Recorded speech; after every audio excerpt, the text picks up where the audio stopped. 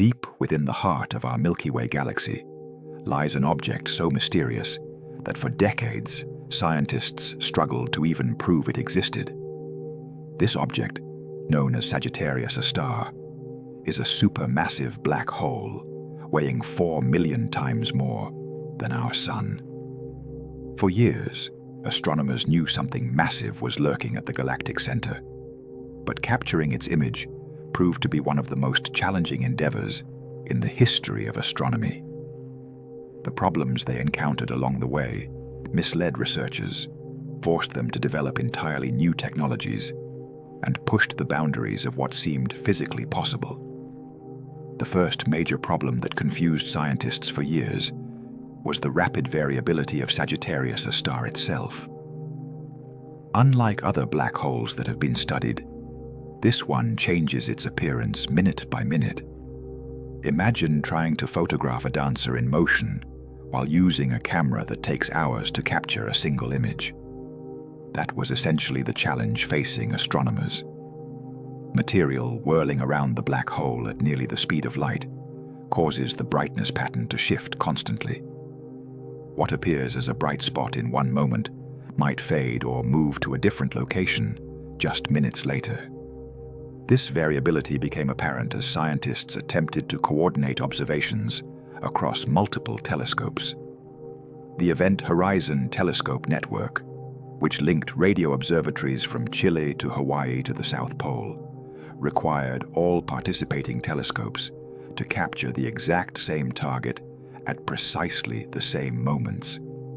Even a short delay of just a few minutes could mean that data from one telescope would be looking at a completely different version of the black hole than the others, effectively ruining the final image. Weather complicated everything further. For Sagittarius A star observations, all these globally distributed sites needed perfectly clear skies at the same time, over several consecutive days, and they needed to observe during the narrow window when the black hole was positioned correctly in the sky. But the problems ran even deeper than simple coordination. The black hole sits behind enormous clouds of gas and dust near the galactic center. This material scatters radio waves, blurring the image in a way that frustrated scientists for years. At shorter radio wavelengths, the scattering from the galactic plane becomes worse, making the image even blurrier.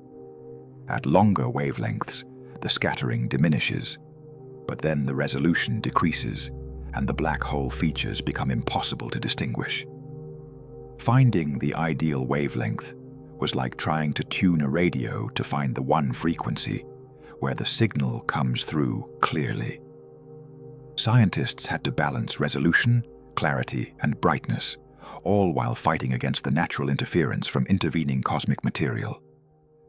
The faintness of Sagittarius A star posed another significant hurdle.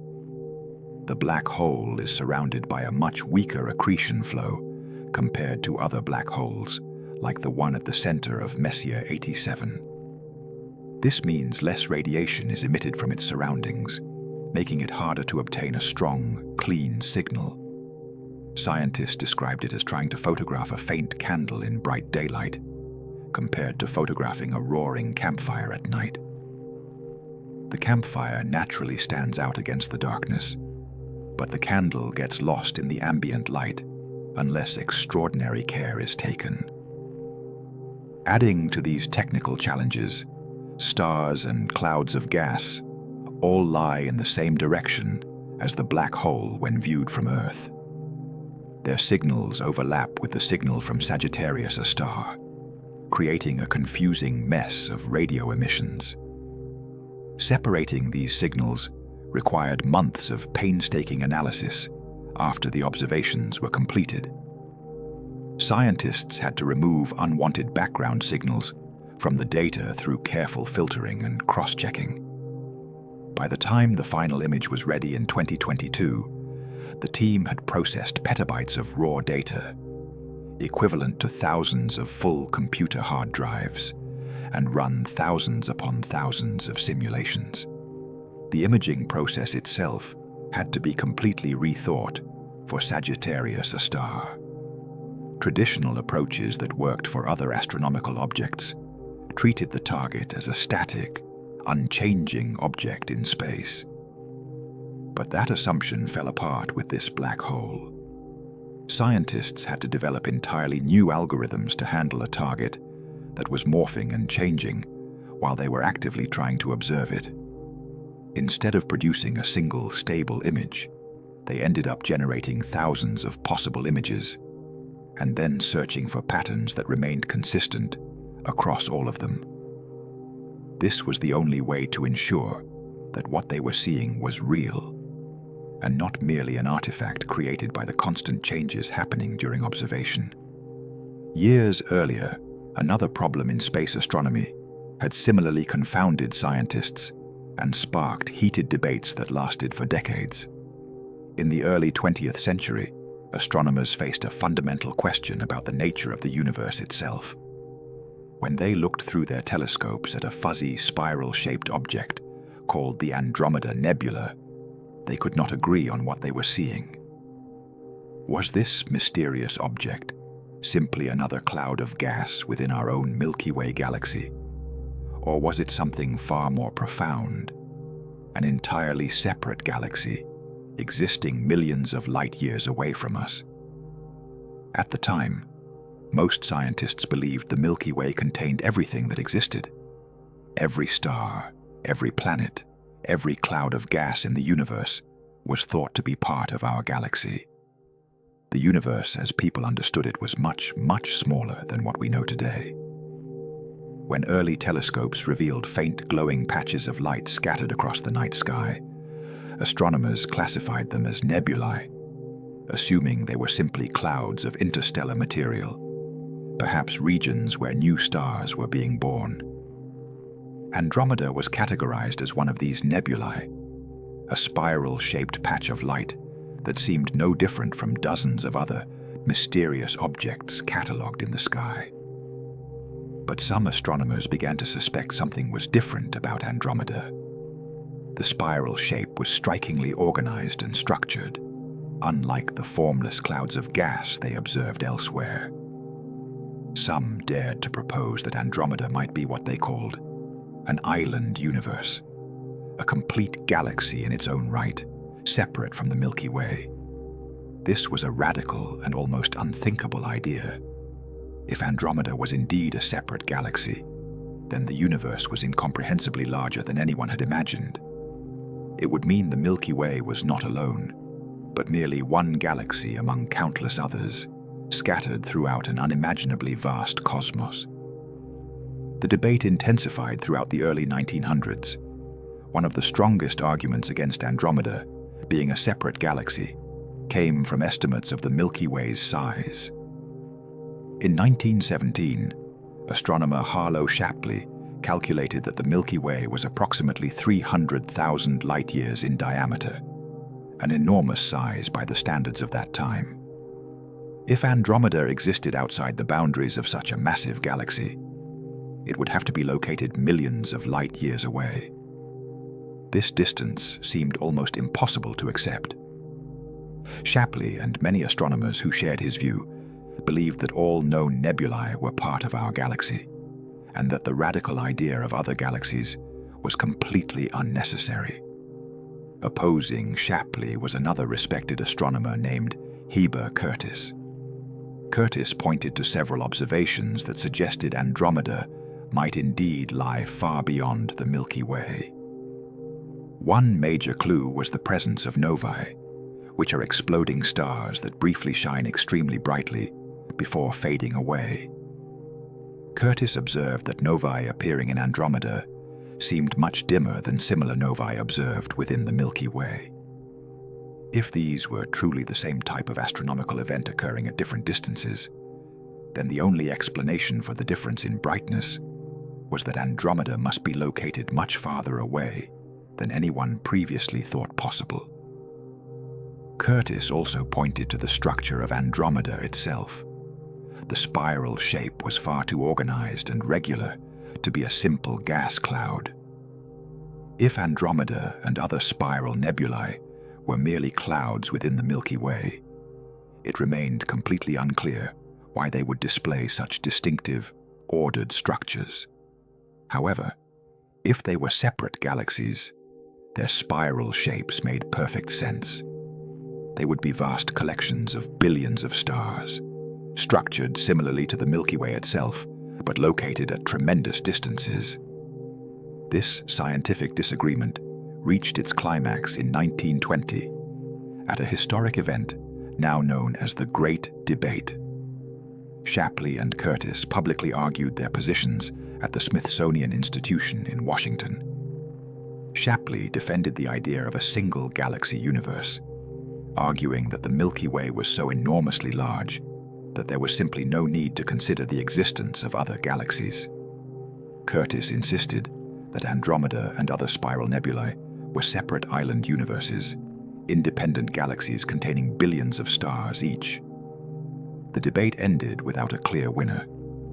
Both men presented compelling arguments supported by observational evidence, but there was no definitive proof that could settle the question one way or another. The mystery would remain unsolved for several more years. The answer finally came in 1924, when Edwin Hubble made a groundbreaking discovery using the 100-inch telescope at Mount Wilson Observatory in California. At the heart of Hubble's work was a special type of star known as a Cepheid variable. These remarkable stars pulsate in a steady, predictable rhythm, growing brighter and dimmer over regular time intervals. Earlier in the century, astronomer Henrietta Swan Leavitt had studied Cepheids and discovered a crucial relationship. The longer a Cepheid's pulsation cycle lasted, the more luminous the star actually was. This meant that if astronomers could measure how fast a Cepheid varied in brightness, they could determine its true luminosity. By comparing this intrinsic brightness with how bright the star appeared when viewed from Earth, they could calculate its distance with unprecedented accuracy. When Hubble turned this method toward Andromeda and calculated the distance, the result was absolutely shocking. Andromeda was located over 2 million light-years away from Earth. This measurement placed it far, far beyond the boundaries of the Milky Way, proving once and for all that it was indeed a separate galaxy. Hubble's discovery transformed astronomy virtually overnight. The Milky Way was no longer the entirety of existence. It was merely one galaxy among countless others. The debate that had raged for decades was finally, definitively settled. The concept of island universes was no longer just a theory or speculation. It was confirmed reality. This revelation opened the door to even greater discoveries and deeper mysteries. As telescope technology continued to improve, astronomers found more and more galaxies stretching across the universe in every direction, some of them far larger than the Milky Way. The realization that our galaxy was just one among billions led to entirely new questions about the universe's size, structure, origin, and ultimate fate. The field of cosmology expanded rapidly, moving beyond the simple study of the Milky Way to become an exploration of the entire universe. However, even after Hubble's groundbreaking discoveries had reshaped our understanding of the cosmos, doubts and unanswered questions continued to linger. Science rarely progresses in a perfectly straight line, and the confirmation that Andromeda was indeed a galaxy did not immediately erase all uncertainty. Some astronomers hesitated to fully embrace this new model of the universe. Certain early observations seemed inconsistent with the idea of multiple separate galaxies existing at such vast distances. One of the biggest lingering concerns involved the overall brightness of galaxies. If Andromeda and similar objects were actually millions of light-years away, their true luminosity had to be far greater than anyone had expected. Some scientists found it genuinely difficult to believe that individual galaxies could shine so brilliantly across such enormous distances. It presented a significant challenge to explain how these vast structures generated so much light, especially when astronomers still did not fully understand the energy processes occurring inside stars themselves. In more recent times, observations of Andromeda have revealed even more unexpected features that continue to puzzle scientists. Astronomers discovered that many of Andromeda's satellite galaxies, the smaller dwarf galaxies that orbit around it, appear to be arranged in a vast, thin plane rather than being distributed randomly in space, as theories predicted. Early models suggested these satellite galaxies should be scattered in all directions, orbiting chaotically with no clear pattern. But the actual observations showed something completely different. This unexpected arrangement fundamentally challenges existing theories about how galaxies form and evolve. The planar structure suggests that these satellite galaxies might have formed from a single dramatic event in the distant past, rather than being independent objects that Andromeda captured gradually over billions of years.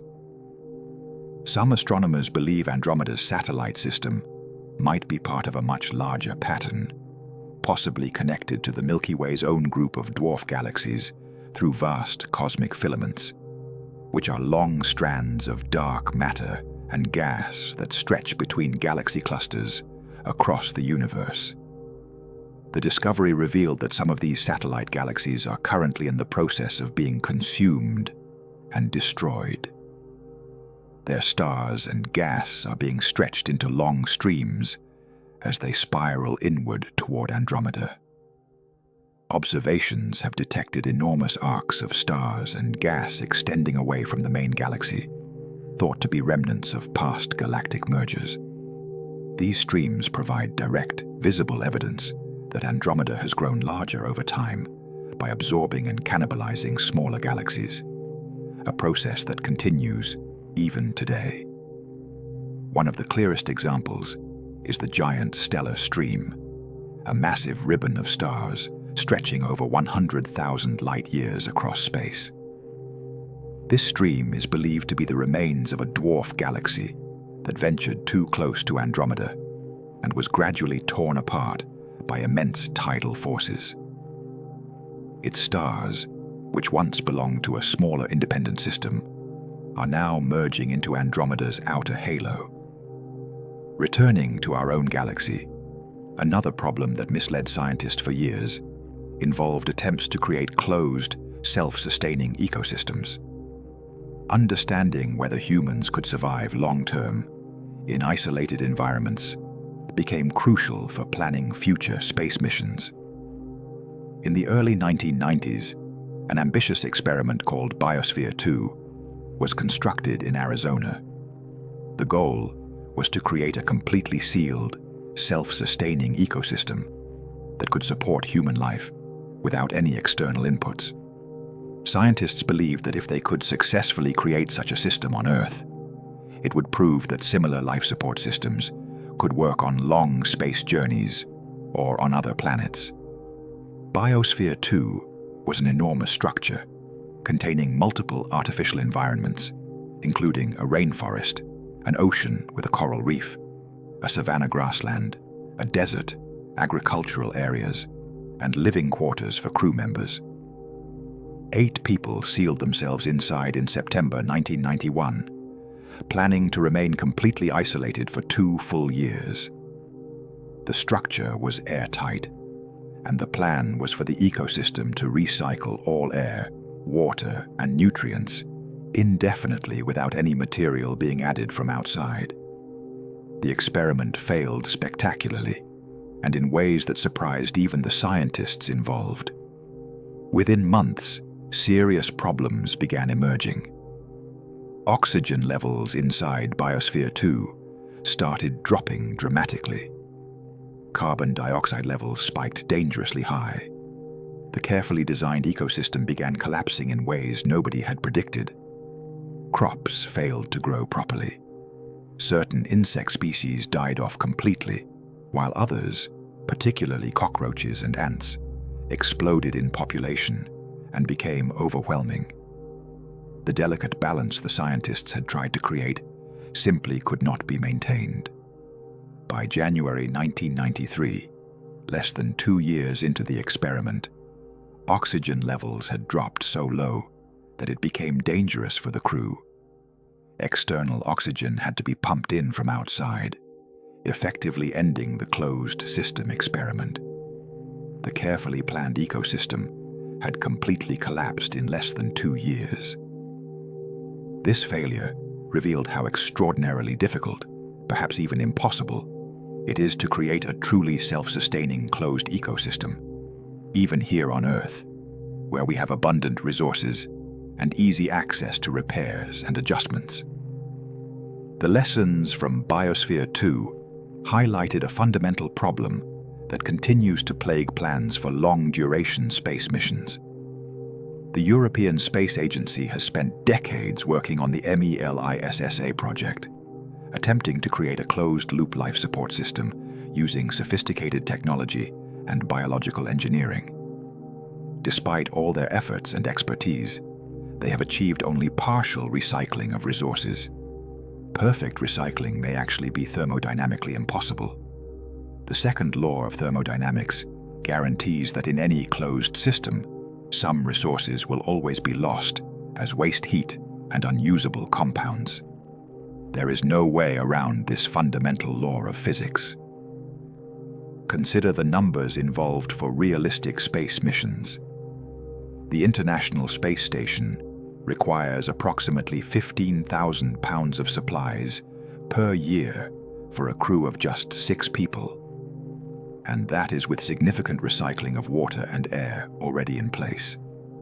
For a theoretical million-year journey to another galaxy, even if recycling efficiency could somehow reach 99.99%, meaning only 1/100th of 1% of resources are lost, the spacecraft would still need to carry impossible amounts of backup supplies. And this calculation assumes no major system failures, no unexpected chemical reactions, and no evolution of microorganisms into forms that might break the carefully designed recycling loops. Speaking of evolution, this brings up another problem that scientists gradually realized would plague any long-duration space mission.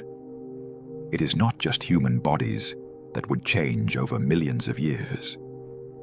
Every microorganism aboard a spacecraft would be evolving, potentially in dangerous directions. Evolution experiments conducted on the International Space Station have shown that bacteria evolve differently in the microgravity environment of space. E. coli bacteria, for example, developed thicker cell walls and increased resistance to antibiotics when grown in space. Over millions of years, the essential gut bacteria that humans need to digest food and maintain health could evolve into something unrecognizable, potentially something lethal. These biological challenges connect to another set of problems that confused scientists for decades, problems related to Albert Einstein's theory of relativity and the strange effects that occur when objects approach the speed of light. For many years, scientists believed they understood the implications of relativity fairly well. But as technology advanced and more precise experiments became possible, researchers discovered that the effects of traveling at high speeds were even more bizarre and problematic than originally thought. Time dilation, the slowing of time for moving objects, was predicted by Einstein's equations, but its full implications were not appreciated until much later. When you travel at speeds approaching the speed of light, time literally passes more slowly for you compared to someone who remains stationary. This is not just a theoretical prediction or a mathematical curiosity. It has been measured and confirmed in countless experiments. Atomic clocks flown on airplanes tick at measurably different rates than identical clocks left on the ground. GPS satellites orbiting Earth experience time dilation effects that must be corrected for, or else navigation systems would accumulate errors of several kilometers per day. But the truly mind-bending implications were not fully grasped until scientists started thinking seriously about interstellar travel. Imagine a spacecraft accelerating to 99% of the speed of light. From the perspective of people on Earth, the journey to a star 10 light-years away would take slightly more than 10 years. But for the travelers aboard the spacecraft, due to time dilation, the subjective experience would be much shorter, perhaps only a year or two, depending on the exact speed. The travelers would age much less than the people they left behind on Earth. This creates profound paradoxes that misled scientists for years about the possibility of practical space travel. If you traveled to a star system 20 light-years away at very high speed, you might subjectively experience only a few years of travel time. But when you arrived and wanted to communicate with Earth, you would discover that 40 years or more had passed back home. Everyone you knew would be decades older or already dead. Any response to a message you sent would take another 20 years to arrive. The speed of light limitation does not just limit how fast you can travel. It fundamentally isolates you from everyone and everything you left behind. Scientists also discovered that the biological effects of near-light speed travel would be far more severe than initially thought. Your body evolved to function in Earth's specific environment. We are adapted to one standard gravity pulling downward, a 24-hour day-night cycle, and protection from cosmic radiation provided by Earth's magnetic field and atmosphere. Remove these conditions, especially at relativistic speeds approaching the speed of light, and extremely complicated problems arise. During the acceleration phase of a journey, even if you limited acceleration to a seemingly comfortable one-standard gravity, serious physiological problems would develop. Your body is accustomed to gravity pulling you downward, not pushing you backward or forward for extended periods. The constant acceleration over months or years needed to reach high speeds would feel like lying on your back with someone sitting on your chest continuously for years. This prolonged acceleration would cause your cardiovascular system to struggle. Your heart would have difficulty pumping blood against the constant force. Fluid would pool in your body in unnatural ways. Your bones and muscles would experience different stresses than they evolved to handle. But acceleration is only the beginning of the biological problems. Radiation exposure in deep space is far more severe than scientists initially realized when they first began seriously contemplating interstellar travel. Earth's magnetic field and atmosphere provide extraordinary protection from cosmic rays and solar radiation. Even the International Space Station, which orbits well within Earth's protective magnetosphere, exposes astronauts to radiation doses 50 times higher than what they would receive on Earth's surface. Missions to Mars would expose crews to even more radiation. But intergalactic space, completely outside any galactic magnetic field, presents a radiation environment we can barely comprehend.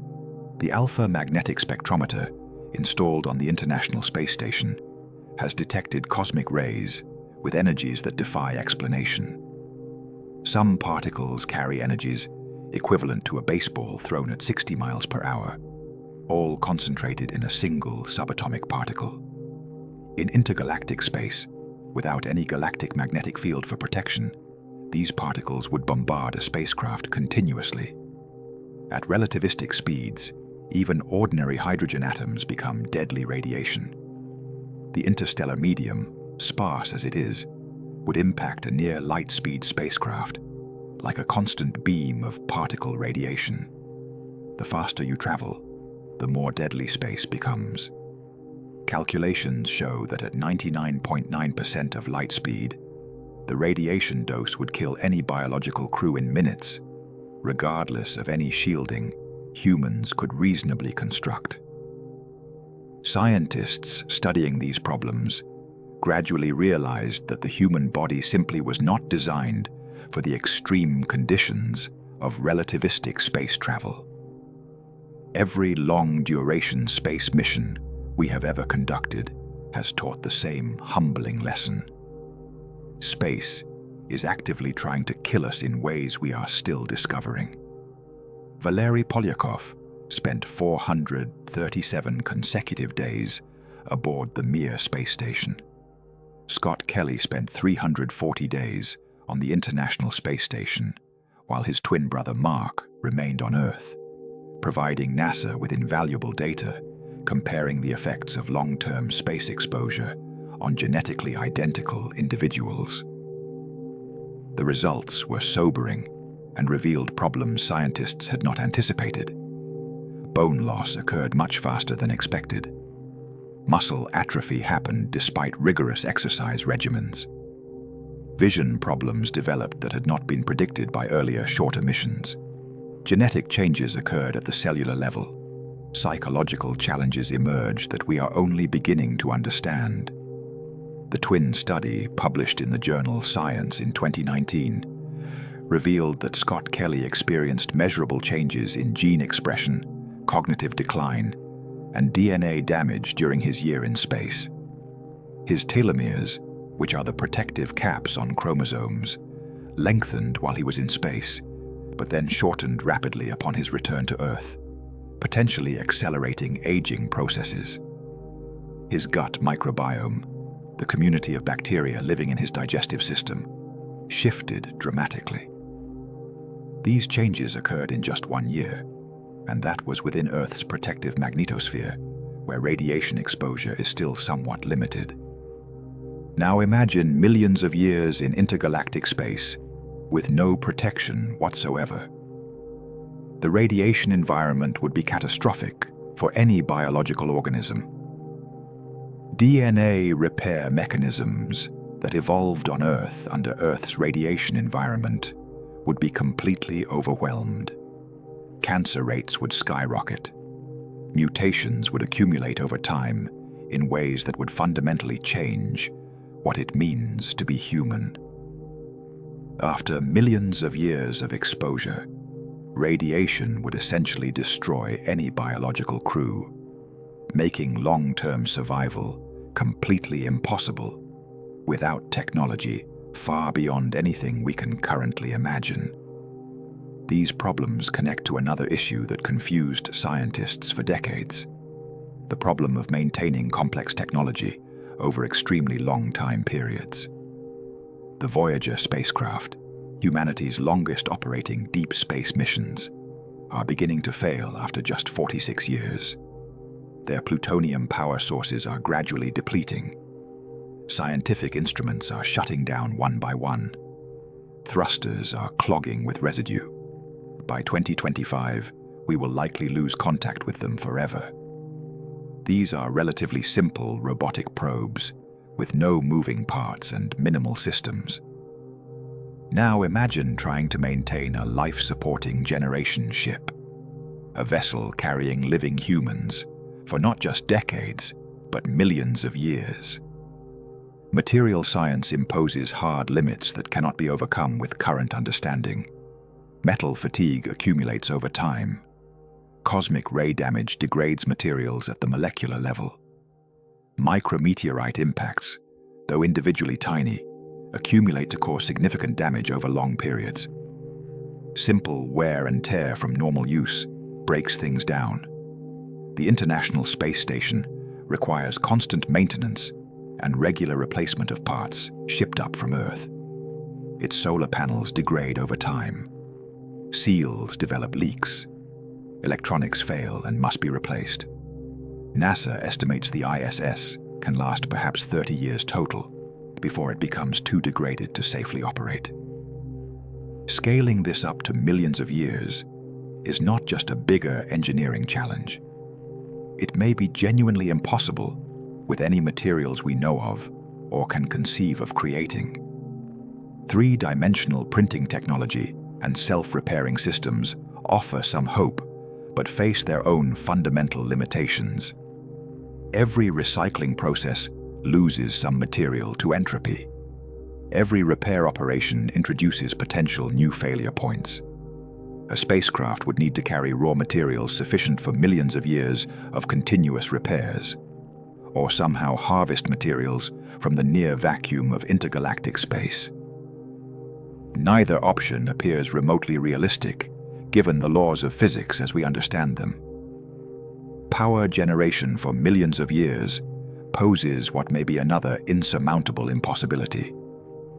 Nuclear fission reactors require fuel that would eventually deplete.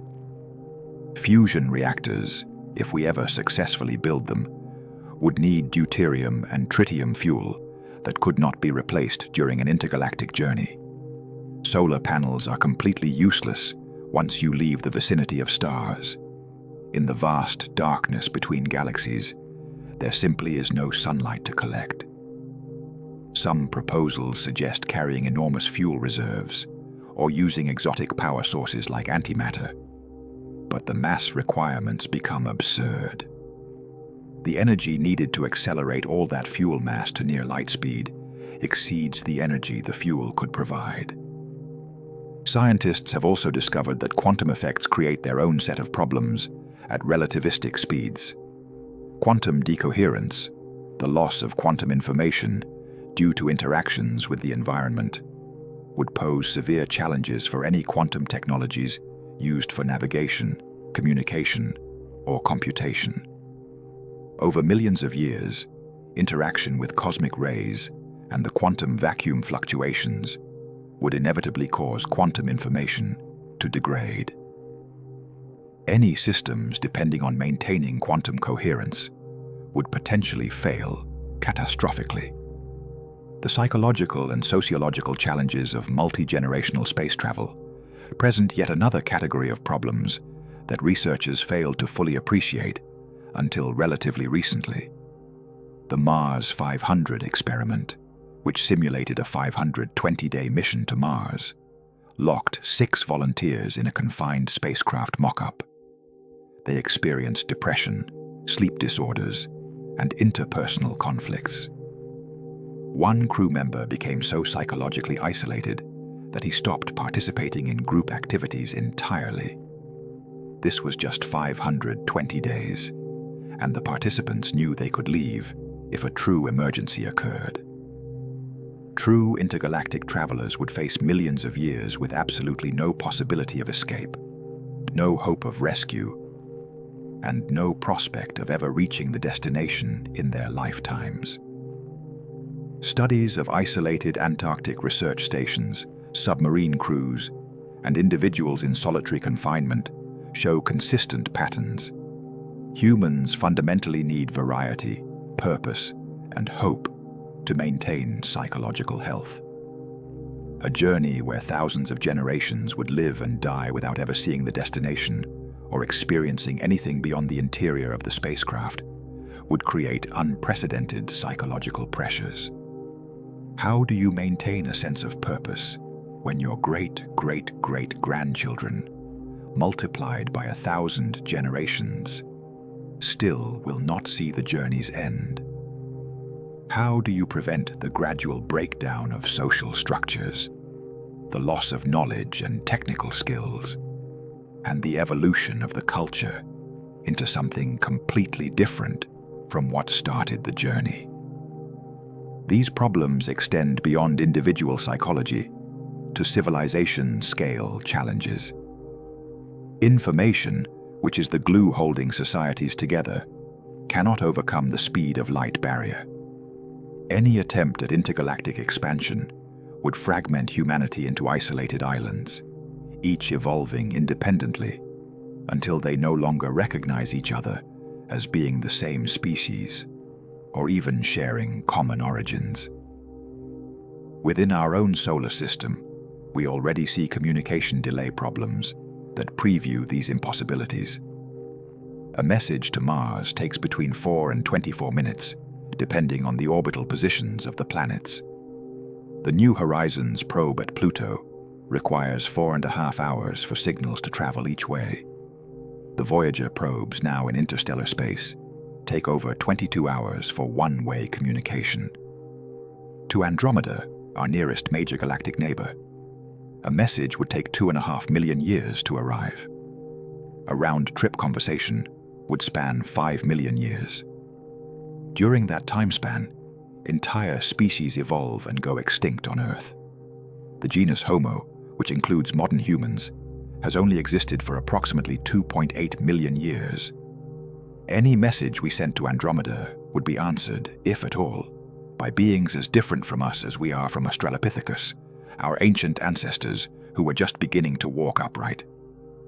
The bandwidth limitations compound the delay problem. Interstellar and intergalactic communication faces what is called the inverse square law of power loss. The Arecibo message, humanity's most powerful deliberate signal sent into space, was transmitted with a peak power of 1 trillion watts, equivalent to a nuclear power plant. But that signal spreads out as it travels. By the time it could theoretically reach Andromeda, it would be undetectably weak, billions of times fainter than the faintest signals our most sensitive receivers can detect. To send meaningful amounts of information across intergalactic distances would require power sources and transmitters far beyond anything we can build. These communication problems create a fundamental barrier to coherent civilization across intergalactic distances. Even if we could somehow overcome every physical barrier, every energy constraint, and every biological challenge, we would still face the complete breakdown of shared culture, shared knowledge, and shared identity. Any intergalactic colonies would evolve separately, likely into different species, with no possibility of meaningful communication or cultural exchange. Recent studies of closed ecological systems have revealed additional problems with the idea of generation ships that could sustain human life for millions of years. Besides Biosphere 2, numerous other experiments have demonstrated how quickly isolated systems degrade. Unexpected chemical reactions occur as materials age. Material fatigue affects everything from hull plates to life support equipment. Biological evolution changes organisms in unpredictable ways. The Mars 500 experiment, simulating just a 500-day mission, revealed psychological and technical challenges we are barely beginning to understand. The European Space Agency's Melissa project has been working for decades to create a closed-loop life support system. Despite sophisticated technology and extensive biological engineering, they have achieved only partial recycling. Perfect recycling may be thermodynamically impossible. The second law of thermodynamics, one of the most fundamental laws of physics, states that entropy always increases in isolated systems. This means that usable energy constantly degrades into waste heat. Over the timescales required for intergalactic travel, this entropy increase guarantees system failure. No machine runs forever. No closed ecosystem maintains perfect balance indefinitely. Everything tends toward disorder, and the multi-million-year timescales of intergalactic journeys make this degradation absolutely certain. Scientists have also discovered problems with the concept of self-replicating probes, which were once thought to be our best chance for exploring other galaxies. The idea was to send out robotic probes that could reproduce themselves, creating copies that would travel to more distant locations. But recent analysis reveals fundamental problems, even with this approach. Self-replicating machines need energy and raw materials to function and reproduce. In the intergalactic voids between galaxies, both energy and materials are essentially absent. The space between galaxies contains less than 1 atom per cubic meter. That is a trillion times less dense than the air you are breathing right now. This cosmic void extends for millions of light years in every direction, an ocean of nothingness that makes the space between stars look crowded by comparison. The probes would need to carry everything required for millions of years of operation and multiple rounds of self-replication. the mass and energy requirements spiral into impossibility. Beamed power, the idea of sending energy via laser or microwave transmission, fails over intergalactic distances due to beam divergence.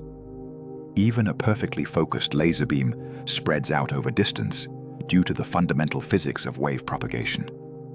A laser beam tight enough to be useful across millions of light years would require apertures larger than planets. The pointing accuracy needed would require predicting target positions millions of years in advance, accounting for the gravitational influences of every intervening object, something that is likely impossible due to chaotic dynamics. Looking at the universe's structure itself reveals another category of problems that misled scientists. Dark energy, discovered through observations of distant supernova in the late 1990s, is causing the expansion of the universe to accelerate.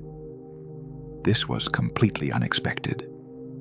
Scientists had assumed the universe's expansion was slowing down due to gravity. Instead, they discovered it is speeding up, driven by a mysterious form of energy that permeates all of space. This accelerating expansion means that most of the universe is already unreachable, no matter what technology we develop. Galaxies beyond a certain distance, called the cosmic horizon, are receding from us faster than the speed of light. Not because they are moving through space faster than light, which would violate relativity, but because the space itself between us and them is expanding faster than light can cross it. These galaxies and everything in them are forever beyond our reach. We can see light that was emitted billions of years ago when they were closer, but we can never send a signal or spacecraft that would ever catch up to where they are now. The observable universe has a hard boundary defined by the speed of light and cosmic expansion. Over time, this boundary is actually shrinking in terms of what we can potentially reach.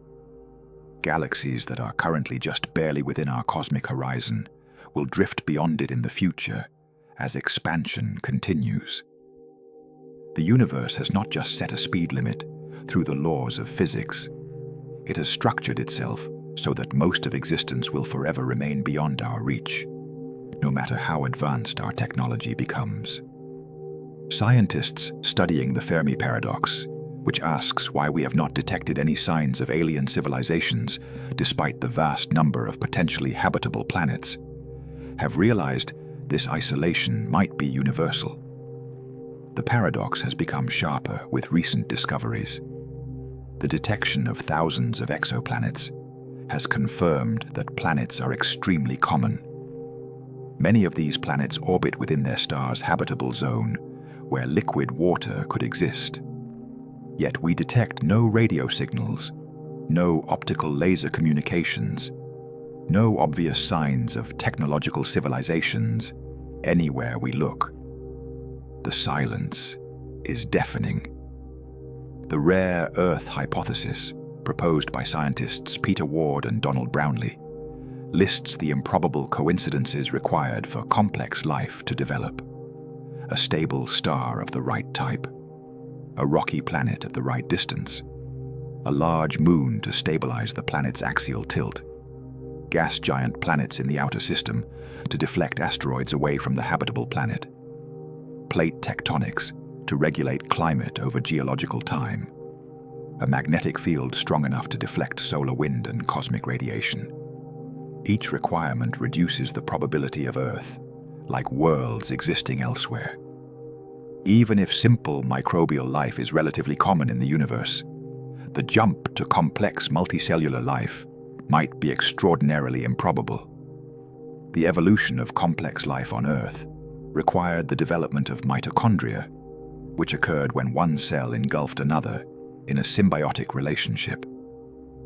This happened exactly once in Earth's entire history, suggesting it is incredibly improbable. Without this energy revolution at the cellular level, life might remain forever microscopic and simple. The temporal window for intelligence might also be narrow. Stars increase in brightness as they age. Earth will become uninhabitable in approximately 1 billion years as the sun grows hotter and more luminous. Complex life has only existed for the last 600 million years. This gives a relatively narrow window, cosmically speaking, for intelligence to evolve and develop technology before the planet becomes hostile to life. All of these factors combine to paint a picture of cosmic isolation far more profound than scientists initially realized. The problems are not merely technical challenges that better engineering might solve. They are fundamental barriers imposed by the laws of physics, the structure of space-time, the constraints of thermodynamics, and the biological requirements of life itself. The universe has essentially quarantined each galaxy into its own isolated realm, with the barriers between them so immense that they might as well be infinite. Let us return to thinking about relativity and the strange nature of space-time at high velocities. The closer you get to the speed of light, the more bizarre and counterintuitive the effects become. Scientists struggled for decades to fully grasp the implications because they are so unlike our everyday experience. In our normal lives, we never encounter speeds high enough for relativistic effects to be noticeable, so our intuitions about how motion, time, and space work are fundamentally wrong at high velocities. One effect that confused researchers for years is length contraction. As you approach the speed of light, the dimension of space in your direction of motion contracts. From your perspective inside a spacecraft, space itself compresses ahead of you. The distance to your destination literally gets shorter as you accelerate. At 99.99% of light speed, a journey of 10 light years would appear to be compressed to just about 200 light years from your perspective. But this is not just a perceptual trick or an illusion. It is a genuine physical compression of space itself. Scientists have confirmed this in particle accelerators, where heavy atomic nuclei traveling at 99.9% of light speed are observed to flatten into disk shapes, becoming less than 1 femtometer thick due to length contraction. The relativity of simultaneity is another effect that profoundly confused scientists when its full implications were worked out.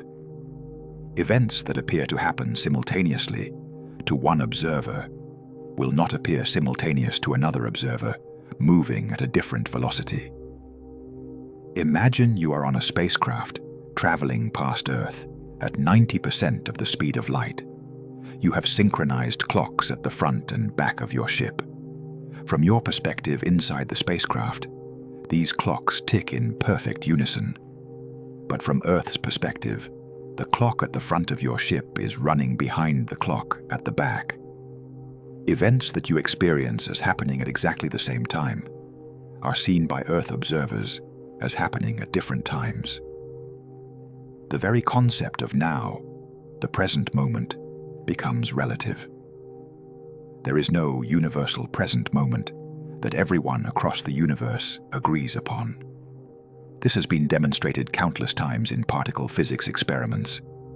When unstable particles called muons are created in Earth's upper atmosphere by cosmic rays, they travel toward the ground at near light speed. These muons have such extremely short lifespans that without relativistic effects, they should decay and disappear before reaching the surface. Yet we detect them at ground level all the time. From the muon's perspective, it lives its normal brief life, but the atmosphere is length contracted, so it has less distance to travel. From our perspective on the ground, the muon's internal clock is running slow due to time dilation, so it lives long enough to reach the surface. Both viewpoints are equally valid and lead to the same observable result. As you approach light speed, the very concept of causality, the relationship between cause and effect, becomes complicated. In our everyday experience, causes always precede effects. You throw a ball, and then it flies through the air. You flip a light switch, and then the light turns on. But at relativistic speeds, the order of events can appear different to different observers. However, and this is crucial, the cosmic speed limit of light saves us from paradoxes. It turns out that as long as nothing travels faster than light, causality is preserved. You can never use relativistic effects to send information into the past or create a grandfather paradox. The universe's structure prevents such violations. The false vacuum hypothesis adds an existential dimension to our discussion of light speed limits. Our universe might exist in what is called a metastable state, like water that has been supercooled below freezing temperature, but has not yet turned to ice. If our vacuum state is not the lowest possible energy state that could exist, it might potentially decay to a lower state at some random point in the future. This vacuum decay would destroy everything we know, rewriting the laws of physics themselves as it propagated outward. And crucially, this vacuum decay would spread at exactly the speed of light, giving no advance warning whatsoever. The same cosmic speed limit that prevents us from easily exploring the stars also determines how fast the universe could potentially end. Scientists studying the expansion history of the universe through redshift surveys have made another discovery that impacts our cosmic isolation. As the universe expands, it stretches the wavelength of light traveling through it.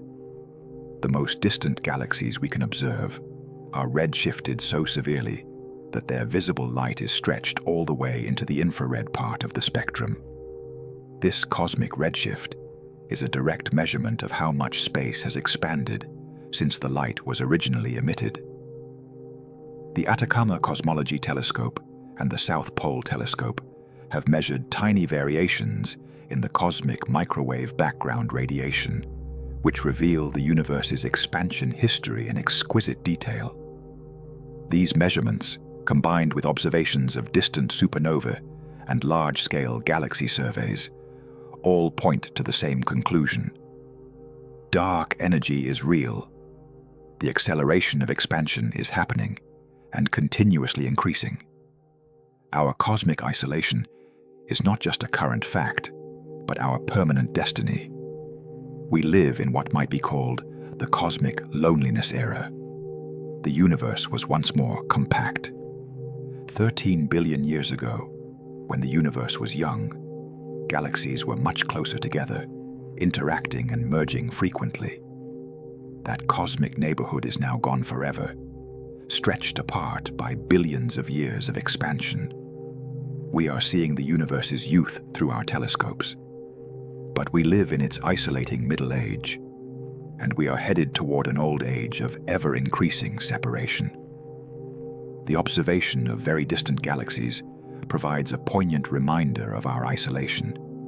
We are seeing these galaxies as they were billions of years ago, shortly after they formed, when the universe was young and galaxies were closer together. That neighborhood, that cosmic community, is gone forever. Those galaxies have since evolved, aged, and drifted apart. We can see their ancient light, but we can never visit them or communicate with them. The light shows us a past that no longer exists, a universe that has moved on and left us behind. All of these problems, challenges, and barriers paint a picture that is simultaneously humbling and awe-inspiring. The universe has revealed itself to be far larger, far stranger, and far more isolating than our ancestors could have imagined. The problems that misled scientists for years, from the nature of Andromeda to the challenges of imaging black holes, to the bizarre effects of relativity, to the failures of closed ecosystems, have taught us profound lessons about the nature of reality and our place in it. We have learned that the universe operates according to laws that are alien to our everyday experience. Time is not absolute, but relative. Space can contract and expand. Energy and matter are interconvertible. The cosmos is mostly empty void, with occasional islands of matter separated by incomprehensible distances. The scale of the universe makes interstellar travel difficult, and intergalactic travel essentially impossible, given our current understanding of physics. Yet within all these constraints and limitations, we exist. We are conscious beings who have figured out the rules of the game. We have decoded the laws of physics, mapped the cosmos, and understood our place in it.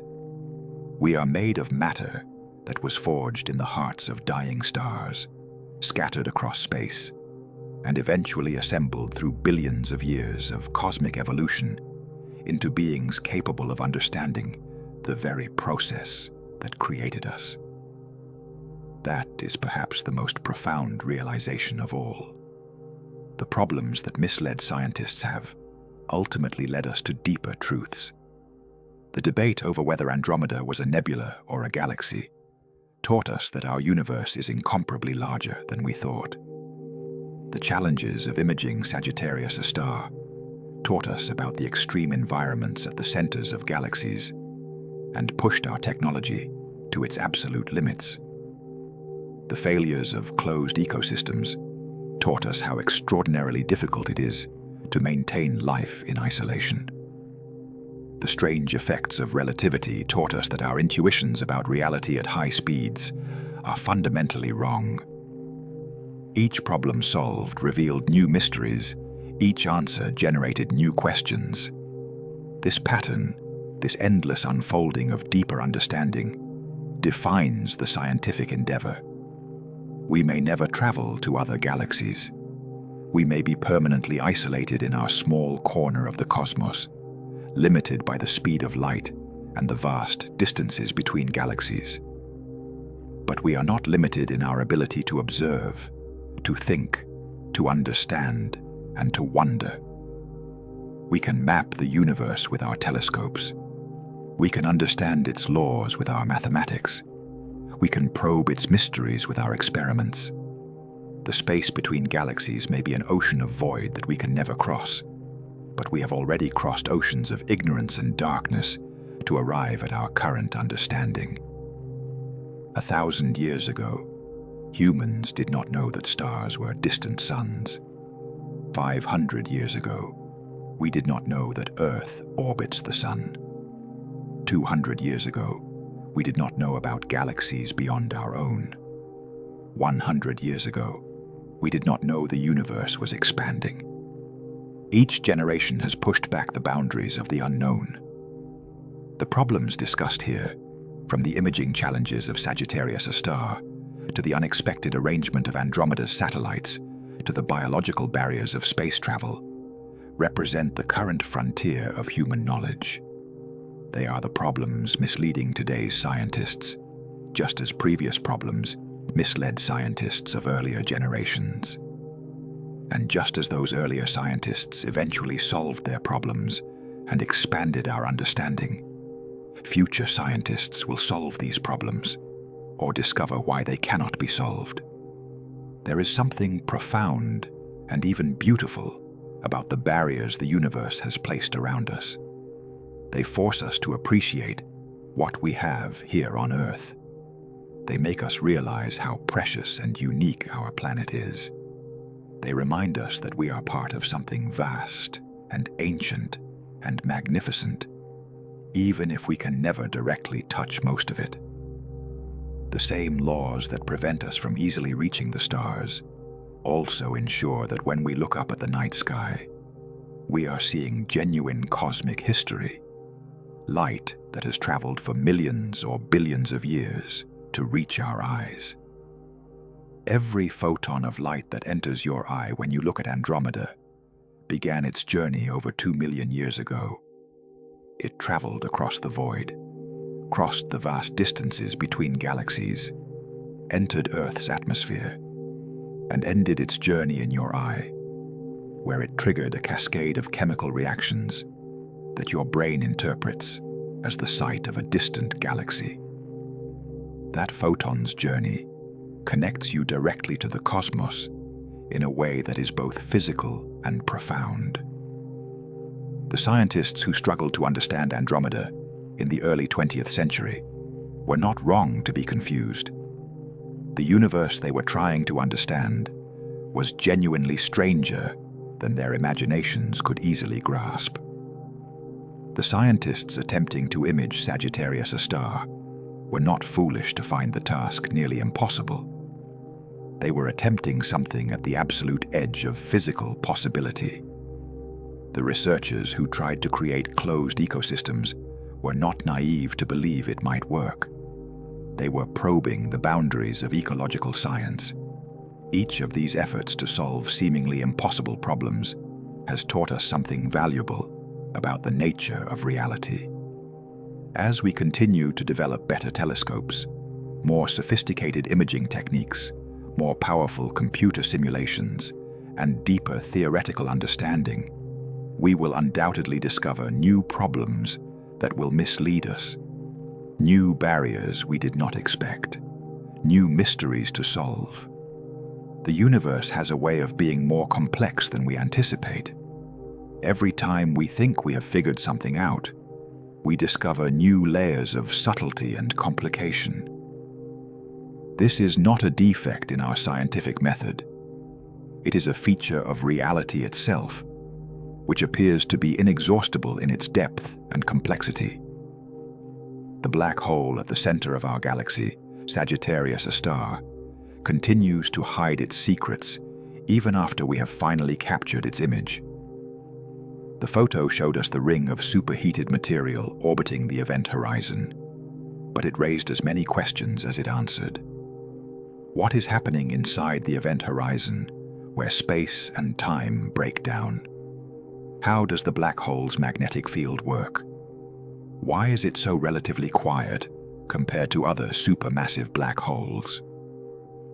What is its spin rate, and what does that tell us about its formation history? Similarly, Andromeda continues to puzzle us. Why are its satellite galaxies arranged in that unexpected planar structure? What can the chemical composition of its stars tell us about cosmic evolution? How exactly will the collision with the Milky Way unfold billions of years from now? Could there be planets in Andromeda with their own civilizations looking back at us, wondering the same questions? The biological barriers to long-term space travel remain daunting, perhaps insurmountable. But scientists continue to explore potential solutions. Perhaps future humans will be genetically engineered to withstand higher radiation levels. Perhaps consciousness could be uploaded into machines that do not face biological limitations. Perhaps new physics will be discovered that allows faster-than-light travel or shortcuts through space. Or perhaps we will simply accept our limitations and focus on making our own solar system a thriving home for humanity, sending only robotic probes to study distant stars. The universe does not care about our desires or our limitations. It simply is what it is, operating according to laws that existed long before humans evolved and will continue long after we are gone. But within this vast, ancient, indifferent cosmos, we have carved out a small space of understanding. We have built telescopes and particle accelerators and space stations. We have developed mathematics and physics and astronomy. We have sent probes to every planet in our solar system and beyond. We have looked deep into space and far back in time. Most remarkably, we have done this through collaboration and cooperation. The Event Horizon telescope that imaged Sagittarius A star required coordination between observatories on multiple continents, scientists from dozens of countries working together toward a common goal. The Hubble Space Telescope, the James Webb Space Telescope, the various Mars rovers, all represent international efforts combining the expertise and resources of many nations. Science at this level is fundamentally collaborative, transcending borders and bringing humanity together in pursuit of understanding. The problems that misled scientists often did so because they required thinking beyond the assumptions and intuitions of their time. Before Einstein, scientists assumed time was absolute, and the same for everyone everywhere. Before Hubble, scientists assumed the universe was static and unchanging. Before quantum mechanics, scientists assumed physical properties existed independent of measurement. Each of these assumptions seemed obvious and self-evident, until careful observation and reasoning revealed they were wrong. What assumptions are we making today that future scientists will discover are mistaken? Perhaps the speed of light is not truly an absolute barrier. Perhaps dark energy will be explained by new physics that also opens possibilities we cannot currently imagine.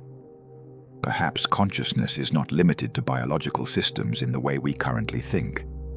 Perhaps the many worlds interpretation of quantum mechanics is correct, and there are countless parallel universes where different versions of these questions are being explored.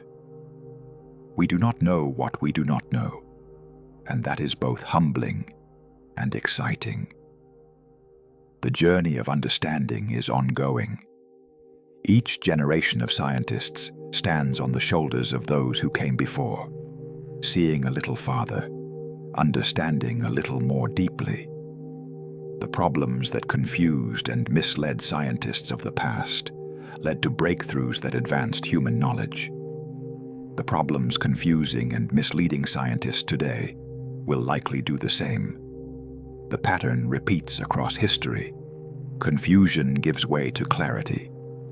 Mystery yields to understanding. The unknown becomes known. And yet the horizon of mystery never disappears. It simply recedes as we approach it, revealing ever deeper questions. This might seem frustrating, this endless process of solving problems, only to discover new ones. But it is actually a gift. It means the universe will never become boring or fully understood. There will always be new mysteries to explore, new problems to solve, new frontiers to push back.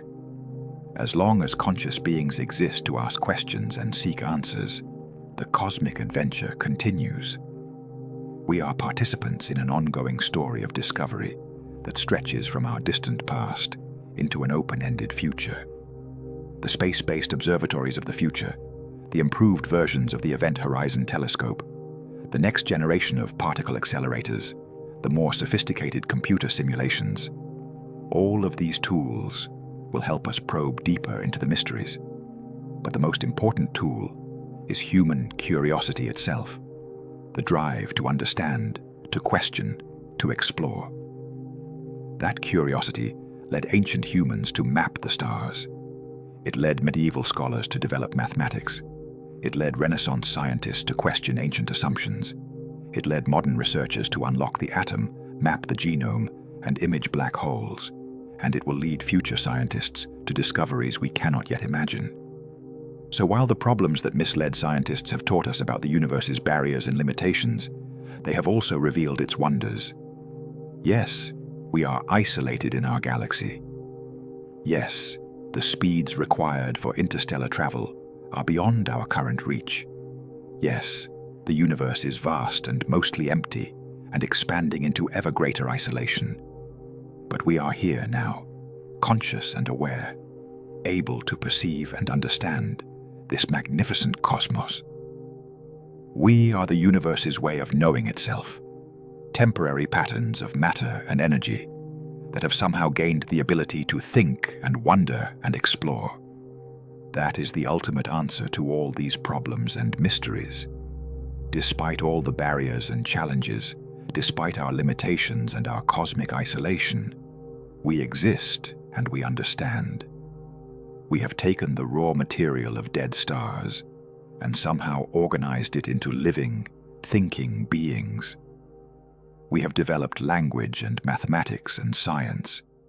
We have built instruments that extend our senses across the electromagnetic spectrum. We have sent our machines to other planets and our signals into interstellar space.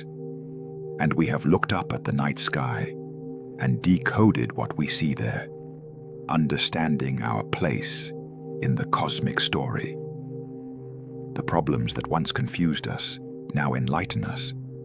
The mysteries that once seemed impenetrable now yield to patient investigation. And the new problems we encounter today will eventually give way to understanding tomorrow. This is the nature of science, an endless frontier of exploration, pushing back the darkness of ignorance, one careful observation and rigorous experiment at a time. Let us delve deeper into the specific technical challenges that plagued astronomers attempting to image Sagittarius A star. The Event Horizon Telescope operates by combining data from radio telescopes spread across the entire planet. This technique, called Very Long Baseline Interferometry, essentially creates a virtual telescope as large as Earth itself. The resolution achievable depends on the separation between telescopes. The farther apart they are, the finer the details that can be resolved. For observing something as small as a black hole event horizon, millions of light years away, you need the largest possible baseline, which means using telescopes on opposite sides of Earth. But coordinating observations across such distances introduces extraordinary technical challenges. Each telescope must record its observations with exquisite timing precision. The difference between when a radio wave arrives at one telescope versus another provides crucial information about the source structure. To measure these tiny time differences accurately, each observatory uses atomic clocks, accurate to billionths of a second. Even with such precise timing, the rotation of Earth, atmospheric effects, and instrumental variations all introduce errors that must be carefully calibrated out of the data. The data volume involved is staggering. During the observing runs for Sagittarius A star, each telescope recorded several petabytes of data. A petabyte is 1 million gigabytes, roughly equivalent to the storage capacity of thousands of laptop computers. This data could not be transmitted over the internet. The files were so large that it was actually faster to physically ship hard drives via airplane to a central processing facility. Scientists jokingly refer to this as using Boeing as their data transfer protocol. Once all the data arrived at the processing center, the real work began. The raw data from each telescope had to be precisely aligned and combined, a process that took months of computation, even on powerful supercomputer clusters. The challenge was not just the volume of data, but its complexity. The signal from the black hole is incredibly faint, buried in noise from the instruments, the atmosphere, and countless background radio sources. Extracting the actual black hole signal required sophisticated filtering algorithms that had to be developed specifically for this project. One particularly tricky problem involved the Earth's atmosphere itself. Radio waves passing through the atmosphere are delayed by varying amounts depending on temperature, humidity, and pressure. These atmospheric delays change constantly, minute by minute, and differently at each telescope location. Scientists had to measure and correct for these atmospheric effects using weather data, GPS observations, and calibration observations of other known radio sources. The corrections had to be accurate to within nanoseconds, or the final image would be hopelessly blurred. Another challenge involved the sparse sampling of the data. Even with telescopes spread across Earth, they only sample a tiny fraction of the information theoretically available. It is like trying to see a complete picture, but only being shown a few scattered pixels. Mathematical algorithms had to fill in the missing information based on assumptions about what astronomical sources should look like. Different algorithms making different assumptions could produce different images from the same data. Scientists had to run hundreds of different reconstruction methods and look for features that appeared consistently across all of them. Only features that survived this rigorous testing could be trusted as real. The problem of rapid variability made everything exponentially harder. With a more stable source like the black hole in Messier 87, scientists could assume the object remained essentially unchanged during the observation period. They could combine all their data into a single snapshot. But Sagittarius A star changes significantly in just minutes. The hot gas orbiting the black hole moves at a substantial fraction of light speed, whipping around the event horizon multiple times per hour. In the time it took to complete one observation run, the source morphed through multiple different configurations. This meant scientists could not simply average all their observations together. They had to develop new analysis techniques that could somehow extract a meaningful image from a constantly changing target. The approach they eventually settled on involved generating thousands of possible images representing different snapshots in time, then searching for common features that persisted across the variations. The final published image was essentially an average of the most likely configurations, a sort of blurred representation of what the black hole typically looks like, rather than what it looked like at any specific instant. The contribution of each telescope to the network had to be carefully evaluated. Some sites had better weather during the observation runs. Some had more sensitive receivers. Some were better positioned to observe Sagittarius A star at the optimal times. The data from each site had different quality and reliability. Scientists had to weight each contribution appropriately, giving more influence to high-quality data while not completely discarding lower-quality observations that still contained useful information. Let us now examine more deeply the history of closed ecosystem experiments and why they consistently failed in ways that surprised researchers. Before Biosphere 2, there had been earlier attempts at creating sealed environments, though none as ambitious. Soviet scientists in the 1960s conducted experiments with sealed chambers containing humans, plants, and algae. These early experiments encountered oxygen problems similar to what would later plague Biosphere 2. The researchers discovered that concrete used in construction absorbed oxygen, a phenomenon nobody had anticipated. When you seal people in a structure made with concrete, the walls literally consume oxygen from the air. Biosphere 2 aimed to avoid such problems through better design and more comprehensive ecosystem planning. The structure contained 7 distinct biomes, each carefully designed to represent a different Earth ecosystem. The rainforest section included over 400 plant species. The ocean section contained 1 million liters of salt water, with coral reefs and fish. The savanna grassland featured various grasses and small mammals.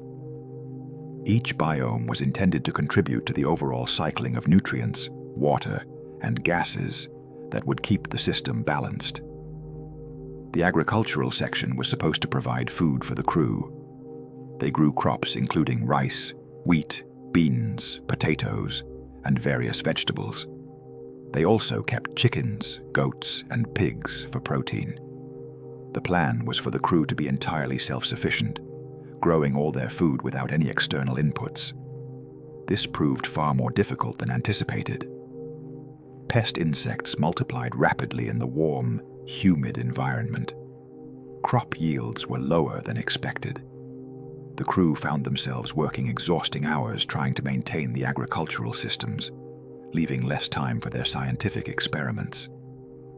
The oxygen decline in Biosphere 2 resulted from multiple interacting factors that nobody had fully anticipated.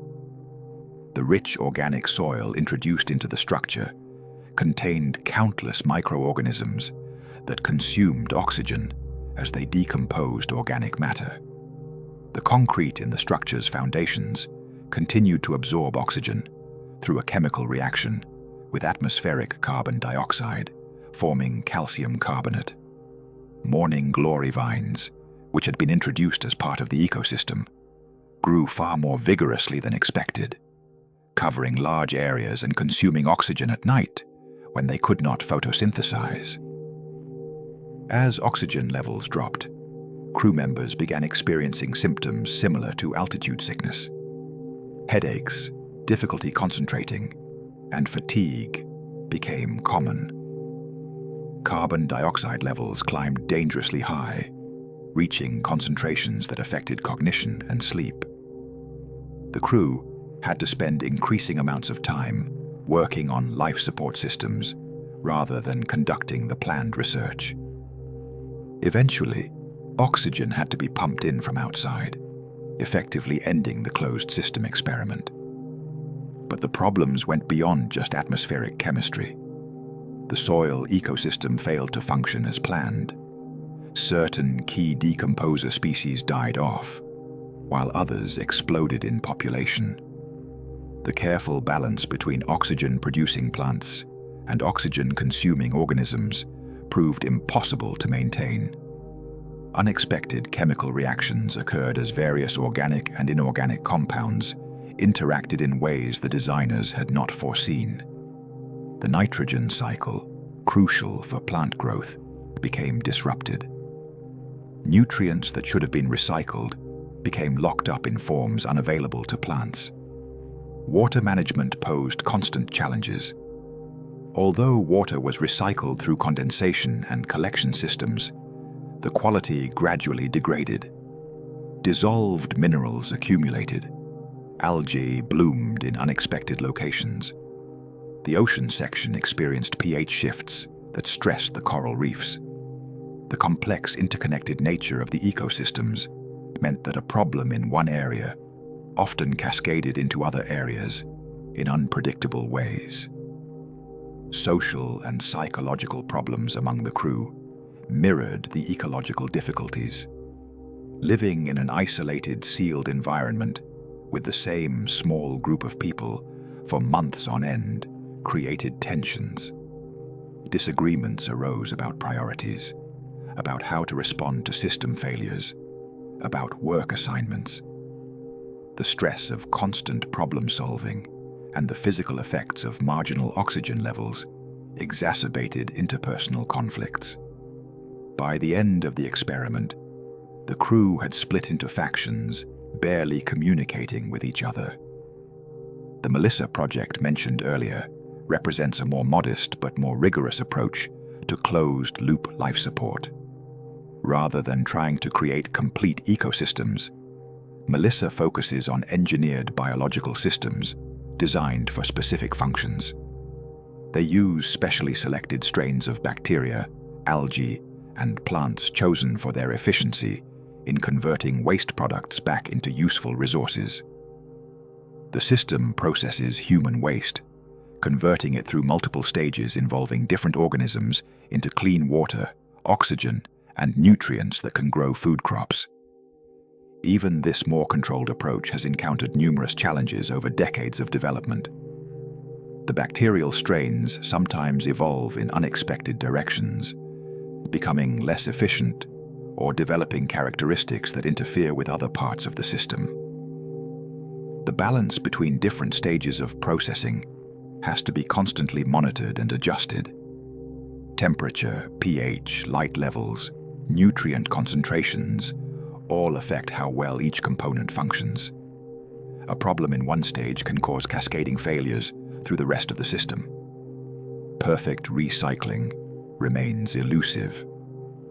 Some fraction of every element inevitably gets locked into forms that cannot be easily recovered. Phosphorus tends to precipitate out of solution. Some nitrogen escapes as gas. Carbon gets incorporated into bacterial biomass that accumulates over time. Even in the most efficient systems developed so far, a few % of nutrients are lost with each cycle. Over the years or decades of a space mission, this small percentage loss would accumulate into significant shortfalls. Resupply would be necessary, or the system would gradually run down. The evolution problem deserves deeper examination because it represents a truly fundamental barrier to long-term closed ecosystem operation. Every organism in a closed ecosystem is subject to evolutionary pressure. Bacteria reproduce rapidly, going through hundreds or thousands of generations in a year. In a closed system on a spaceship, the bacteria experience unique selective pressures. They are exposed to constant low-level radiation from cosmic rays. They live in microgravity, which affects how nutrients and waste products disperse. The temperature, pressure, and chemical environment may differ from what they evolved to handle on Earth. Under these novel conditions, mutations that would be neutral or harmful on Earth might become advantageous. A mutation that makes a bacterium more radiation-resistant would spread rapidly through the population. But that same mutation might affect how efficiently the bacterium performs its designed function in the life support system. Perhaps the more radiation-resistant strain reproduces more slowly, reducing overall system throughput. Perhaps it produces different waste products that the next stage of processing cannot handle as well. Perhaps it outcompetes other bacterial species that were performing crucial functions. The International Space Station has provided numerous examples of how microorganisms evolve in space environments. Bacteria isolated from the station have shown increased antibiotic resistance compared to their Earth counterparts. They have developed thicker cell walls. They form biofilms more readily. Some have changed their metabolic pathways. These adaptations make sense from the bacteria's perspective, helping them survive in a challenging environment. But from a life support system perspective, they represent unpredictable changes that could compromise system function. Fungi have also evolved in unexpected directions aboard the ISS. Certain fungal species have proliferated, growing on surfaces and even inside equipment where they cause corrosion. Some strains have shown increased resistance to cleaning agents. The constant battle against microbial contamination on the ISS highlights how difficult it would be to maintain stable ecosystem function over the centuries or millennia required for interstellar travel. Now let us explore more thoroughly the physics of time dilation and why its full implications confused scientists for many years after Einstein first described it. The mathematics of special relativity is actually quite simple. The time dilation formula relates the time experienced by a moving observer to the time experienced by a stationary observer through a factor that depends on velocity.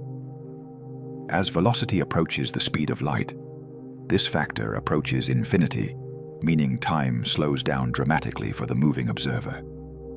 But simple mathematics does not automatically convey physical intuition. Scientists and even Einstein himself sometimes struggle to fully grasp what these equations meant for real objects and observers.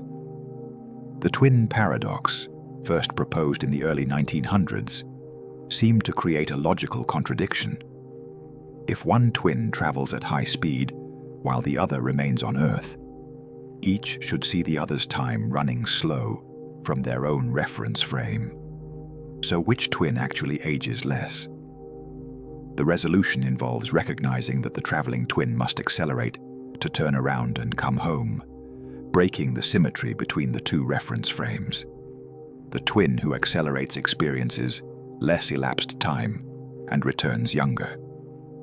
This seems straightforward now, but for decades, scientists debated the twin paradox and proposed various resolutions, some correct and others confused. The deeper point that gradually emerged is that acceleration, not just velocity, plays a crucial role in determining elapsed time. General relativity, which describes gravity as curved spacetime, shows that strong gravitational fields also cause time dilation. This gravitational time dilation is distinct from the velocity-based time dilation of special relativity, though both stem from the same underlying geometric properties of spacetime. GPS satellites provide a perfect real-world example where both types of time dilation matter. The satellites orbit at about 14,000 miles per hour, fast enough that velocity-based time dilation makes their onboard clocks run slower than clocks on Earth, by about 7 microseconds per day. However, they orbit at high altitude, where Earth's gravitational field is weaker. This gravitational time dilation makes their clocks run faster than Earth clocks by about 45 microseconds per day. The net effect is that satellite clocks run about 38 microseconds per day, faster than ground clocks. If this was not corrected, GPS navigation errors would accumulate at a rate of about 6 miles per day, quickly making the system useless. The fact that we have to correct for relativity to make GPS work proves that these effects are not just theoretical curiosities, but real physical phenomena. Yet even with GPS satellites as routine proof, many people still find time dilation counterintuitive. Our brains evolved to understand motion at human speeds, where relativistic effects are completely negligible. We have no direct experience with anything moving fast enough for time dilation to be noticeable. This makes it hard to develop correct intuitions about what happens at high velocities. Scientists studying particle physics deal with relativistic effects routinely.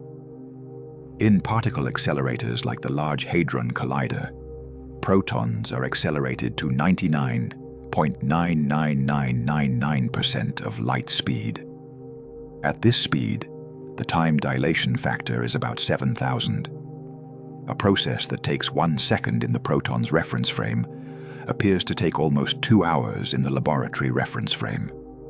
Unstable particles that normally decay in microseconds can persist for seconds or even minutes when moving at these extreme speeds, allowing them to be studied in detail. The length contraction that accompanies time dilation is equally strange.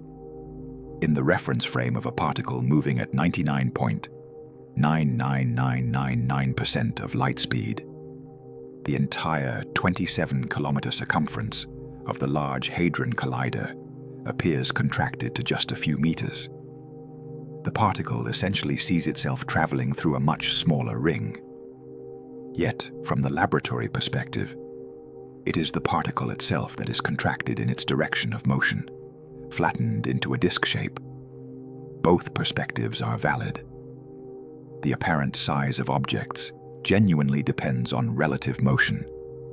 These effects become even more dramatic for cosmic rays, which are particles accelerated by supernovae and other violent cosmic events. The highest energy cosmic rays detected have kinetic energies equivalent to a baseball thrown at 60 miles per hour, all concentrated in a single subatomic particle. Such particles travel at speeds so close to light speed that the difference is measured in decimal places far to the right of the decimal point. The time dilation and length contraction factors for these particles are enormous. From the cosmic ray's perspective, it crosses the entire galaxy in subjective seconds, because the galaxy appears contracted to a tiny fraction of its rest frame diameter. Yet despite traveling so close to the speed of light, cosmic rays still take thousands or millions of years to cross the galaxy from the perspective of a stationary observer. This highlights the fundamental point that nothing, no matter how much energy you give it, can quite reach the speed of light. You can get arbitrarily close, but reaching light speed exactly would require infinite energy. The universe enforces this speed limit absolutely. The implications for interstellar travel gradually became clear to scientists over decades of thinking about the problem. In principle, time dilation allows a traveler to cross vast distances within a human lifetime. If you could accelerate to 99.999% of light speed, you could travel to distant galaxies while experiencing only years or decades of subjective time. But you would return to find that millions of years had passed on Earth. Everyone you knew would be dead. Civilization would have risen and fallen. Even the constellations would have changed as stars moved in their orbits around the galaxy.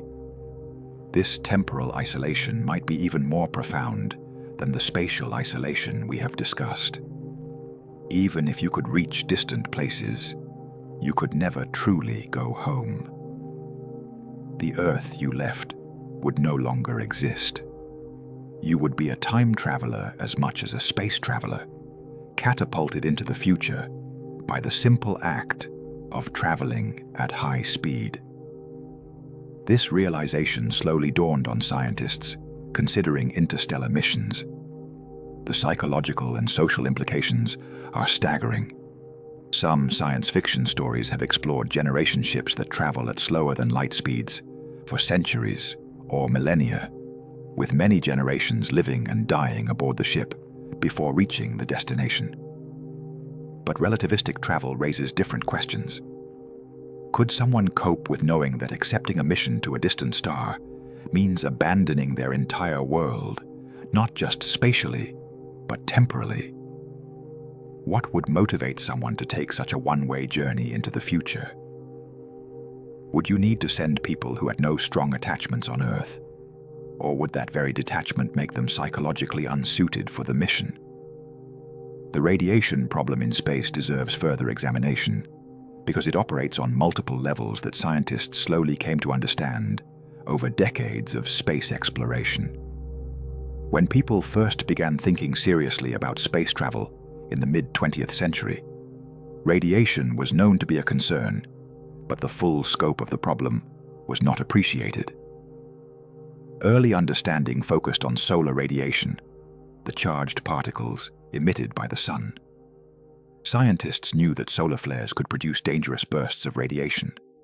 They designed shielding to protect against solar particles and planned missions to avoid peak solar activity periods. But solar radiation is only one component of the space radiation environment, and not even the most problematic one for deep space missions. Galactic cosmic rays, which come from outside our solar system, proved to be a far more intractable problem. These particles have much higher energies than solar radiation. They penetrate more deeply into matter. Shielding that blocks solar particles is largely transparent to high-energy cosmic rays. In fact, certain types of shielding can actually make cosmic ray exposure worse through secondary radiation produced when cosmic rays interact with the shield material. When a high-energy cosmic ray strikes a thick shield, it does not simply stop. It creates a cascade of secondary particles as it breaks apart atoms in the shield material. These secondary particles can actually be more damaging than the original cosmic ray because there are more of them spreading out in different directions. This phenomenon confused early shielding designers, who assumed that thicker shielding would always provide better protection. They discovered instead that beyond a certain thickness, adding more shielding offers diminishing returns or even increases radiation exposure. The types of radiation damage were also initially underestimated. Most early concern focused on acute radiation sickness, the immediate effects of receiving a large radiation dose over a short time. This was the kind of radiation damage observed in nuclear accidents and weapons testing. But for space travelers, the bigger concern is chronic exposure to moderate radiation levels over months or years. This causes different types of damage, including increased cancer risk, damage to the central nervous system, cataracts, cardiovascular problems, and accelerated aging. Studies of radiation workers on Earth, atomic bomb survivors, and cancer patients receiving radiation therapy provided some data on chronic radiation effects. But space radiation is qualitatively different from terrestrial radiation sources. Cosmic rays include heavy ions, particles with multiple protons and neutrons that cause especially severe biological damage when they pass through cells. A single heavy ion passing through a cell can damage multiple DNA strands and destroy critical cellular machinery. The biological impact of heavy ions is disproportionate to their number. NASA and other space agencies have conducted extensive research on space radiation using particle accelerators to simulate cosmic rays and test biological effects. These studies have consistently shown that space radiation poses greater health risks than initially estimated. Models of cancer risk from radiation exposure have been repeatedly revised upward as more data became available. Current estimates suggest that a Mars mission would expose astronauts to radiation doses that significantly increase lifetime cancer risk, potentially by several percentage points. For journeys beyond the inner solar system, outside even the weak protection provided by the sun's magnetic field, radiation exposure increases dramatically. In interstellar space, cosmic ray fluxes are higher. In intergalactic space, without even a galactic magnetic field for partial protection, the radiation environment is more intense still, and this is for stationary objects. A spacecraft traveling at relativistic speeds would encounter an even worse radiation environment, because the relative velocity would convert normal interstellar hydrogen atoms into high-energy particles from the spacecraft's reference frame. Scientists have proposed various innovative approaches to radiation protection. One idea involves using liquid hydrogen fuel as shielding, since hydrogen is effective at absorbing radiation, and you need to carry the fuel anyway. But this only provides protection during the early part of a mission, while fuel remains. Another proposal suggests surrounding the crew compartment with water tanks, again providing useful shielding, while serving another purpose. These help but cannot eliminate the radiation hazard. More exotic ideas include generating artificial magnetic fields around the spacecraft to deflect charged particles, mimicking Earth's magnetosphere. This would require enormous amounts of power and massive superconducting magnets, but might be technically feasible for future missions. However, magnetic fields cannot deflect neutral particles or photons, so they provide incomplete protection. Some researchers have investigated biological countermeasures, drugs or genetic modifications that could enhance DNA repair or radiation resistance. These show some promise in laboratory studies, but remain far from practical implementation. The full scope of the radiation problem emerged gradually as spacecraft ventured farther from Earth and missions lasted longer. Each new mission has revealed new aspects of the problem. The Apollo missions to the Moon, lasting only days, involved relatively modest radiation exposure. But the astronauts passed through the Van Allen radiation belts surrounding Earth and spent time on the lunar surface without atmospheric or magnetic protection. They were lucky that no major solar flares occurred during their missions, as a large flare could have delivered a lethal radiation dose. Longer missions like those to the International Space Station, lasting months, accumulate higher radiation doses. Astronauts on the ISS receive in half a year the radiation dose that would normally be considered the maximum safe lifetime exposure for radiation workers on Earth. And the ISS still orbits within Earth's magnetosphere, benefiting from some magnetic shielding. Future Mars missions lasting years will push radiation exposure to levels where the health effects become serious concerns. Scientists have had to accept that radiation presents a fundamental barrier to certain types of space exploration. Without breakthrough technologies for shielding or biological protection, some mission profiles are simply too dangerous. The dream of casual interstellar travel depicted in science fiction runs into the hard reality that space is filled with radiation that will kill you. This was a gradual realization that took decades of space missions and radiation research to fully appreciate. The issue of human adaptation to space environments over long timescales involves additional complexities beyond radiation. Microgravity affects the human body in numerous ways, most of which are detrimental. Bones lose density at about 1% per month in microgravity, a rate far faster than osteoporosis on Earth. Muscles atrophy, despite exercise regimens. The cardiovascular system weakens, as it no longer needs to pump blood against gravity. The immune system becomes impaired. Vision deteriorates as fluid shifts in the body change the shape of the eyeball. The vestibular system responsible for balance becomes confused in the absence of gravity's directional cue. For short missions lasting months, these effects are reversible. Astronauts returning from the ISS require weeks or months of rehabilitation, but generally recover most or all of their function. But for missions lasting years or decades, the cumulative effects become more problematic. Would people born and raised in microgravity or low-gravity environments be able to function normally? Could they ever visit Earth with its one standard gravity? Children developing in low gravity might grow differently. Their bones might not develop proper strength. Their proprioception, their sense of their body's position and movement, would be calibrated to a different gravitational environment. All of these factors combine to paint a picture of space as an inherently hostile environment for human biology.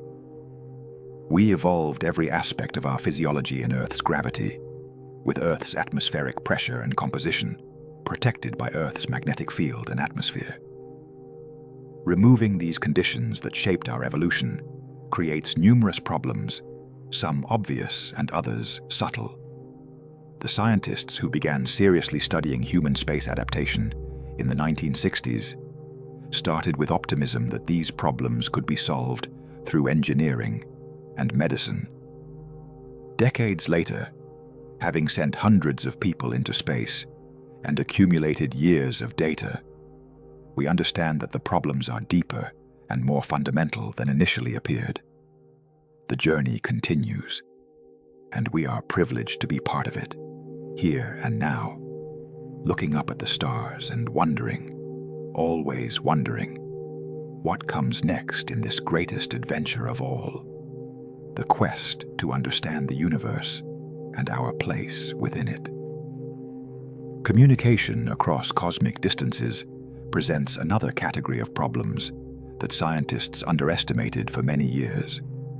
When radio astronomy began in the mid-20th century, researchers were optimistic about detecting signals from other civilizations. The mathematics seemed straightforward. If another technological civilization existed and was broadcasting radio signals, we should be able to detect them across distances of many light years. Early SETI projects, the search for extraterrestrial intelligence, assumed that detecting alien signals would be primarily a matter of building sensitive enough receivers and listening at the right frequencies. Decades of searching have revealed how naive these early assumptions were. The universe is incredibly noisy at radio frequencies. Natural astronomical sources like pulsars, quasars, and the cosmic microwave background create a cacophony of radio emission. Distinguishing an artificial signal from this natural background is far more difficult than early researchers imagined. The signal would need to have characteristics that clearly marked it as artificial, either through unusual modulation patterns or transmission at special frequencies unlikely to occur naturally. But even if we could reliably distinguish artificial from natural signals, the distances involved create profound problems. A signal from a civilization 1,000 light-years away would take 1,000 years to reach us. If we detected it and sent a reply, their response to our response would take another 1,000 years. A single exchange of messages spans 2 millennia. In human terms, this is longer than all of recorded history. The civilization that sent the original message might no longer exist by the time our reply arrived. We might be conversing with ghosts, exchanging messages with extinct species. The expansion of the universe complicates this further. Due to cosmic expansion, distant galaxies are receding from us. For galaxies beyond a certain distance, the space between us is expanding faster than light can cross it. These galaxies are beyond our cosmic horizon, permanently unreachable. Any civilizations in those galaxies could never communicate with us no matter how powerful their transmitters or how sensitive our receivers. The universe's structure creates fundamental limits on how far communication can reach. Energy requirements for interstellar communication are also higher than initially calculated. The inverse square law dictates that signal strength decreases with the square of distance. A signal detectable at 1 light-year becomes 1 million times weaker at 1,000 light-years. To transmit a signal strong enough to be detected across interstellar distances requires enormous amounts of power.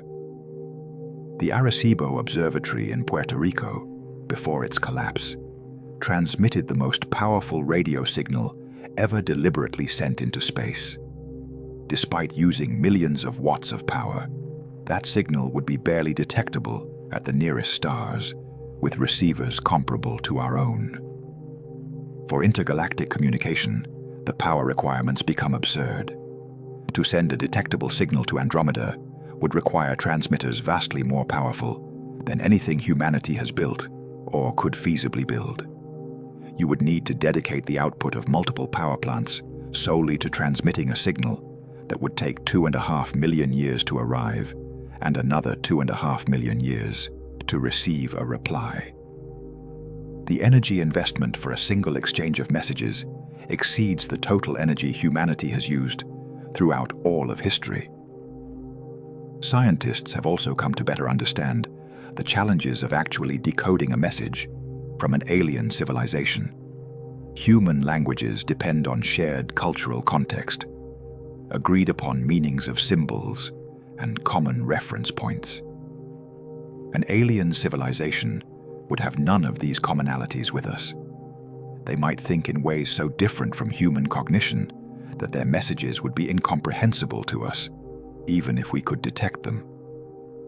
Early attempts to design interstellar messages, like the one sent from Arecibo in 1974, assumed that basic mathematics and physics would provide a common language.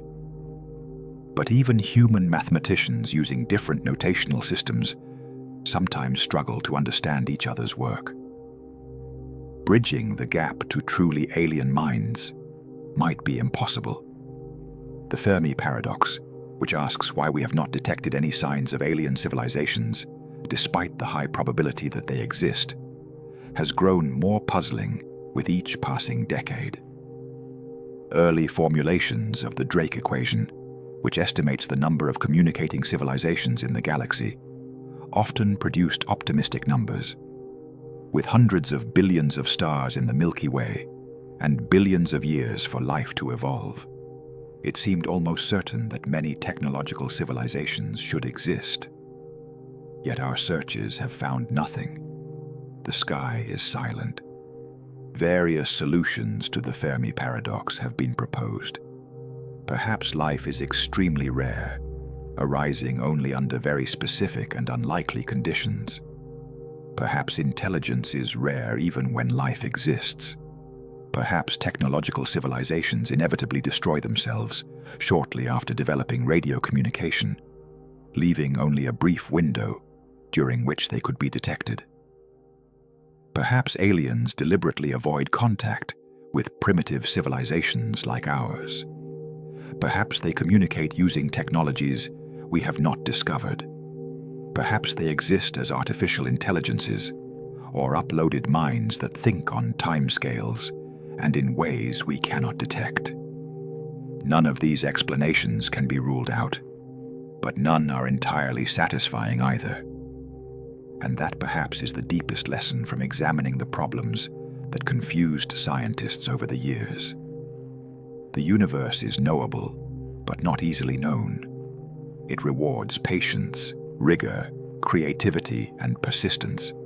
It punishes assumptions, carelessness, wishful thinking, and intellectual laziness.